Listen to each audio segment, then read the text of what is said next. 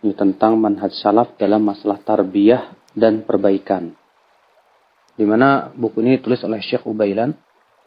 Kaidah yang pertama, kata beliau, agama kita dibangun di atas dua pokok yang agung. Yang pertama itu ikhlas, mengikhlaskan ibadah hanya untuk Allah Subhanahu wa taala. Dan yang kedua adalah mutaba'ah, ittiba kepada Nabi sallallahu alaihi wasallam.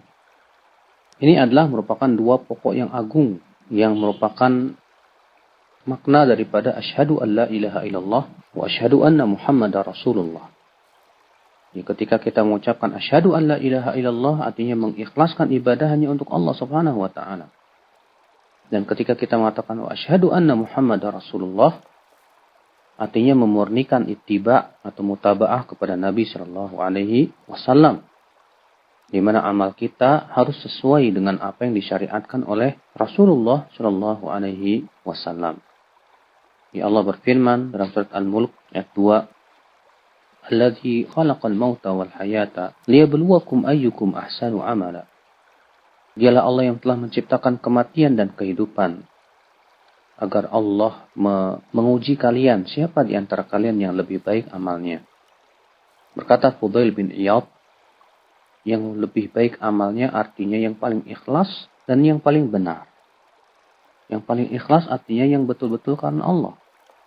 Dan yang paling benar artinya yang sesuai dengan sunnah Rasulullah Sallallahu Alaihi Wasallam.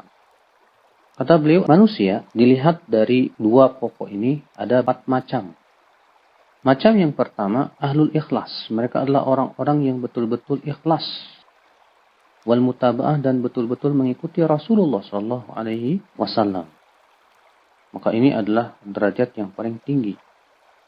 Yang kedua, orang yang tidak ikhlas dan tidak pula mutaba'ah. Ya sudahlah, hatinya tidak ikhlas, tidak mengharapkan wajah Allah. Sudah begitu tidak sesuai dengan contoh Rasul Sallallahu Alaihi Wasallam. Ini yang paling buruk tentunya. Yang ketiga, orang yang ikhlas di amalannya, tapi tidak sesuai dengan contoh Rasul Sallallahu Alaihi Wasallam, namun ia berbuat mengada-ngada kebid'ahan, maka amalannya pun juga tertolak.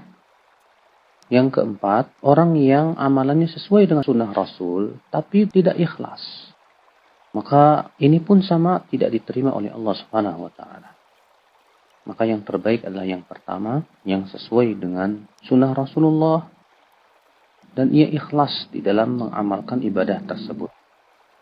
Maka setiap kita ya berusahalah semaksimal mungkin ya untuk merealisasikan keikhlasan. Ya, dengan cara apa? Mengikhlaskan amalan hanya untuk Allah, bukan karena pujian manusia, bukan pula karena mengharapkan dunia, tidak pula karena ya ingin diberikan kesenangan dari kehidupan dunia ini.